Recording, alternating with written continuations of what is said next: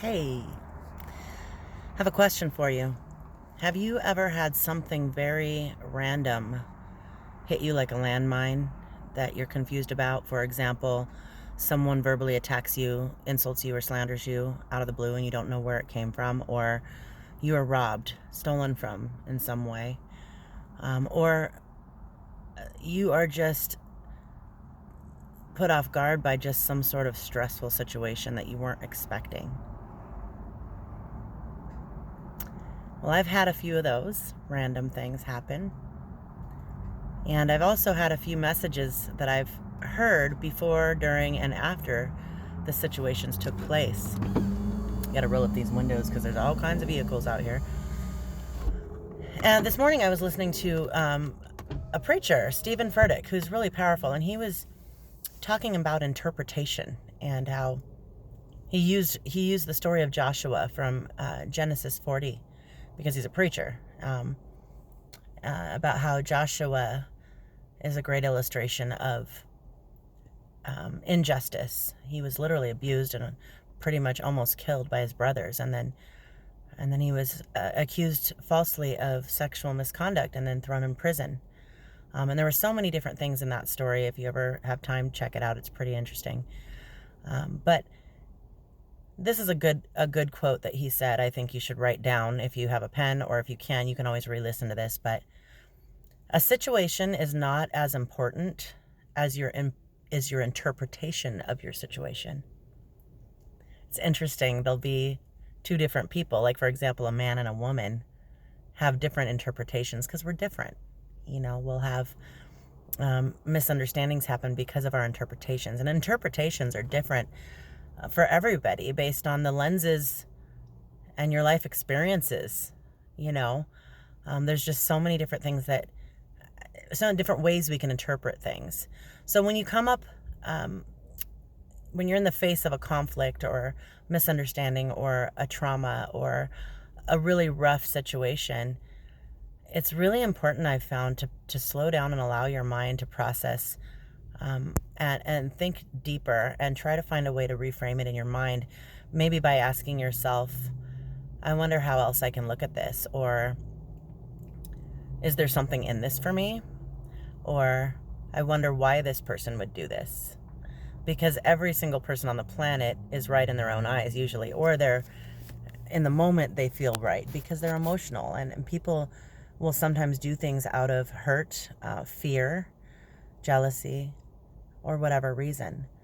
And so if you can ask yourself why they're doing it, it'll help you have more empathy. But the big key is to keep your mind clear of chaos, because in that chaos, you're not going to have sound judgment. You're not going to respond to things well. And the way that you respond and process these situations determines how fast and quickly you get to your purpose. Generally, the things you come up against are your trainers, I like to call them. You learn from them. Have you ever heard of a celebrity, or just someone in a spotlight, maybe a preacher, or a famous person who had a mental breakdown, or went through a bad spurt and made some mistakes, and or someone committed suicide? Or a lot of times people who have not allowed themselves to learn and process their trials correctly will not be able to withstand the pressure. So I feel really empowered in knowing that God's helping me to learn how to process things and respond to them, because how you respond in your mind and in your actions really makes or breaks how successful you are in your life. And we all have a choice. Joy is a choice. Success is a choice. Your purpose is a choice. Just because God said it doesn't mean it's going to happen. It's a promise, but you still have to walk in it, So I encourage you guys all, like, when there is something really stressful and you feel backed against a wall, try to reframe it in your mind and have compassion for those that are against you, and find a way to make yourself stronger in the process, because things are going to happen, and that's the only way you're going to be able to handle the pressure of your destiny and what you're supposed to be doing in this world. I came up with a quote myself for a Toastmasters speech 3 years ago. I did for Toastmasters, which is a public speaking club. If you want to know your purpose, look at your pain, because that's your training ground. One more little thought, if you were a bodybuilder and you were training to compete in a competition, you have to lift the heavy weights. You don't put them down because they're heavy. To prepare ahead of time.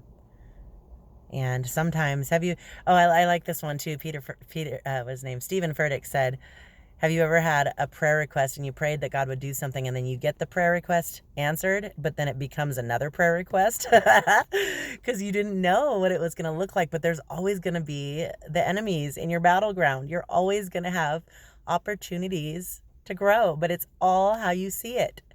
And if you can see it the right way, then it lifts the fear and the frustration off, and you're able to actually walk through it with more peace and more joy in the process. And I really believe that is the biggest thing, is the journey, the overcoming. The process is what's the fun part of watching things unfold. Once you get there, you're going to want more. There's always going to be more. And that's who we are. We're creators. We're created to overcome. And my dad said that before he passed on. He said, how are you going to ever overcome anything if you don't have, or however you ever, you've got to have problems. How are you going to ever overcome anything if you don't have problems? This is the wheel of the world, and it will always be. So learn how to enjoy the process and allow yourself to reject fear and stress and be mindful and get into your space of clarity. And that only happens when you can quiet your mind, stop talking in your head. I said that earlier to someone. Your thoughts are just like, when you're talking, it's just like thinking. So when I'm talking and you're talking, we can't hear each other, but if you can shut up in your brain, then you can probably hear God speak to you, or source, whoever you want to call him. God is God, energy, spirit.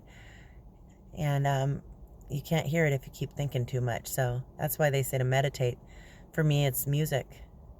And I also was saying earlier, Smule, the app that me and a bunch of my friends sing on, it's not a waste of time. It's not just a hobby.